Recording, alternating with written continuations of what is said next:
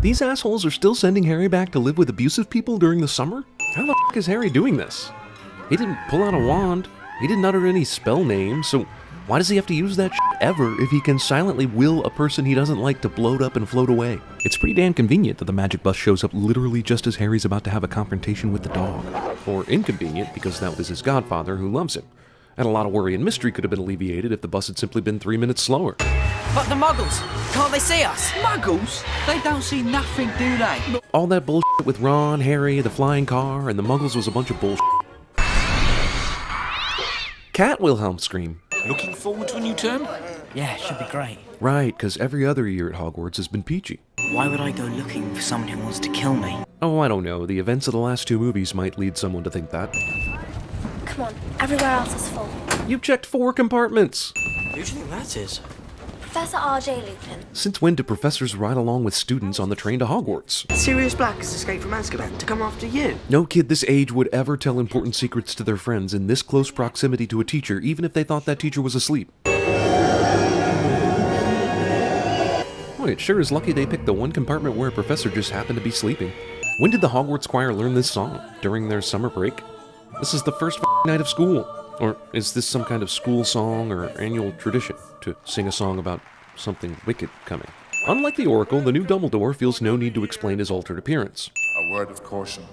Dementors are vicious creatures. This warning came just in time. Dumbledore clearly said the Dementors would be stationed at every entrance to the grounds, and instead they're all just hovering out over the water. Already they are f***ups. Taking the form of a giant spectral dog is among the darkest omens in our world. I'd be scared, except Harry faces death every year and lives, so this is really just another day. You're supposed to stroke it. Ah, the things you learn at the age of 13. Then you wait and see if he bows back. And if he does, you can go and touch him. If not, well, we'll get to that later. I'm beginning to think the adults at Hogwarts purposely withhold information for sheer comic relief.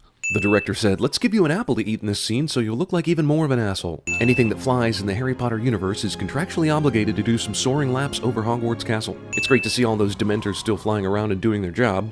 Oh, wait. Class dismissed! Hopefully Buckbeak doesn't kill any of you while I'm gone. Hermione isn't old enough to be hot yet.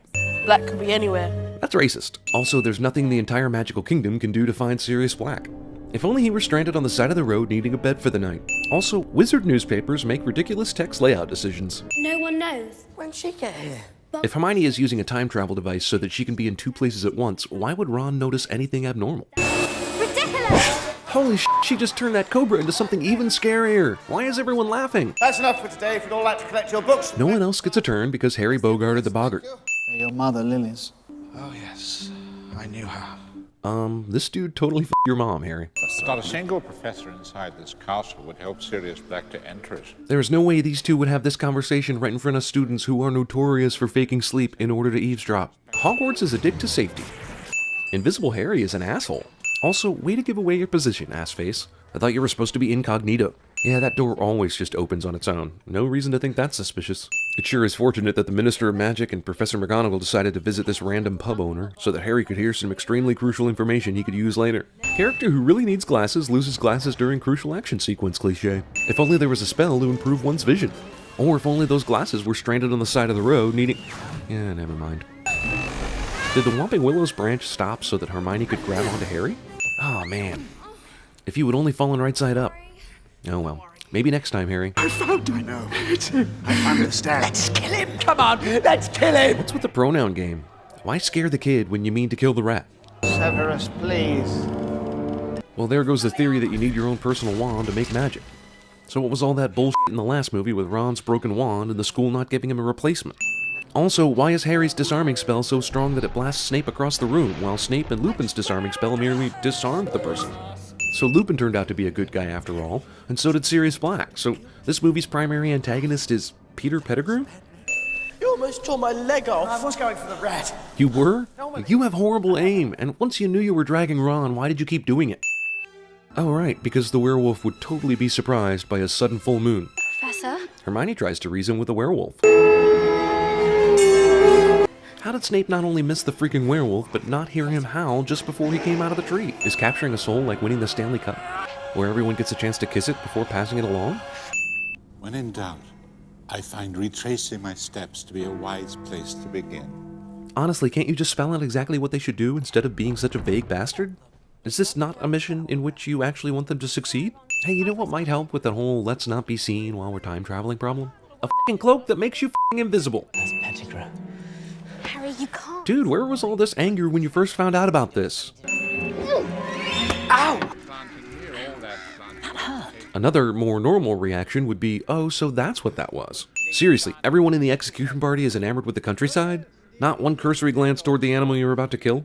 In the time it took them to finally lure Buckbeak into the woods and out of sight, the original Hermione, Ron, and Harry should have seen Hermione and Harry taking Buckbeak to safety from atop the hill. Why is Hagrid's house different in this movie? Like, before it was a one-room thing on the edge of the evil forest.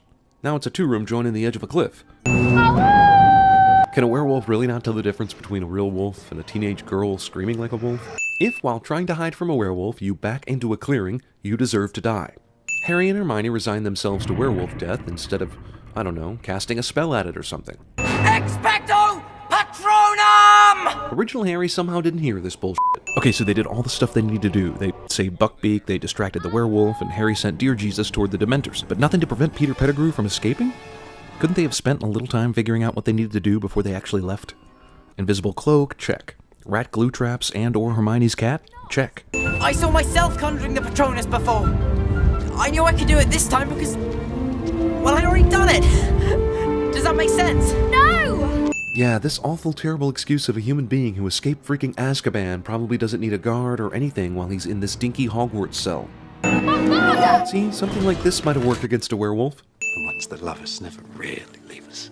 And you can always find them in here. And also in that mirror from the first movie, which you seem to have forgotten about entirely. How come Sirius didn't have to do that whole bowing ritual with Buckbeak in order to be able to pat him on the head and then ride him? We have to go. Harry and Hermione run from the courtyard up a dozen flight of stairs to the infirmary in about 5 seconds flat. He's free. We did it. Did what? Good job saving the day. Don't ever use that time machine again, though, no matter how dire things get in future sequels. Let's talk about the movie's time travel. They go back in time, but practically everything we see them do is stuff that happened the first time through. Harry getting hit with a rock, distracting the werewolf, etc. This is a paradox of Terminator proportions unless there's an original unique experience where the time turner isn't being used. Harry and crew would go to Hagrid's cabin and likely get caught by Dumbledore. Then none of the things we see happen would actually happen. They don't save Buckbeak, Ron doesn't lose his rat, Sirius doesn't drag Ron into the tree and into the shack, Harry doesn't find out Scabbers is Peter Pettigrew, Lupin turns into a werewolf somewhere else, and Sirius doesn't get nailed by the Dementors.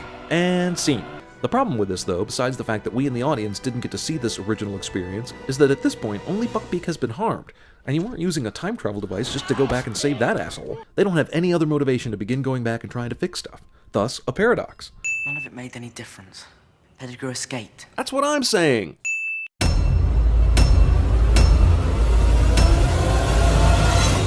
I did my waiting!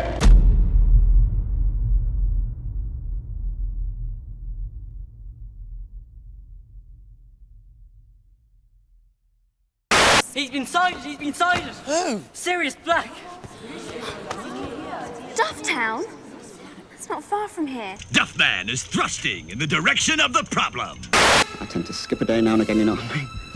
I used to be a werewolf, but I'm all right. No! No! Gregory, no! Oh, this is bad, Wendy. Hold on to me.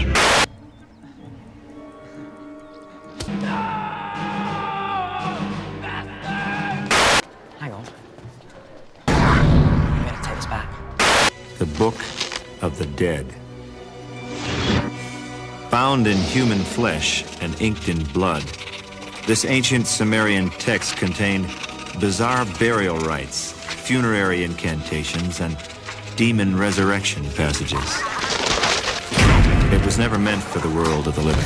See, if I asked if you want some dinner, and you get the egg roll and start to try it out, I said to myself, this motherfucker, he's carrying on like he ain't got a care in the world, and who knows? Maybe he don't. Maybe this fool's such a bad motherfucker.